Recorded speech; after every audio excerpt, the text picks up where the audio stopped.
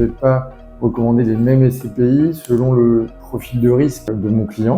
Une personne qui va privilégier les SCPI les plus dynamiques, on va forcément se concentrer sur le rendement locatif, donc à la fois le rendement de l'année écoulée et l'historique de rendement sur les années précédentes. Et à deux SCPI ayant un rendement équivalent, là on va commencer à regarder la fiscalité, forcément, française ou européenne, qui aura, comme vous le savez, une incidence directe sur le rendement net que le client percevra. On regardera aussi, même sur ces SCPI dynamiques, l'historique de la société de gestion. Forcément plus rassurant d'avoir une SCPI gérée par une société de gestion qui exerce depuis 10 ou 15 ans, sur lesquels on a pu voir leur méthode et leur approche dans les différents cycles immobiliers. Sur des clients qui vont avoir une approche un petit peu plus défensive, les critères de sélection vont être un petit peu différents. On va surtout se concentrer sur le nombre de locataires, le nombre d'actifs, la durée d'engagement moyenne des baux de location. Forcément, plus la durée d'engagement des locataires sera longue, plus ça nous permettra d'avoir une visibilité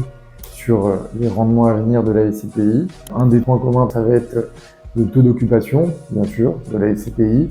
Et ce qu'on regarde beaucoup depuis quelques années chez Portail SCPI, ça va être aussi le ratio achat-revente de parts, pour éviter bien sûr qu'il y ait le moindre blocage sur le marché de la revente, sur les SCPI recommandés. Afin de pouvoir comparer précisément chacune des SCPI, je vous invite à utiliser le comparateur SCPI qui est disponible sur notre interface portailscpi.fr et qui permet d'utiliser différents critères justement dans la comparaison des SCPI accessibles sur le marché.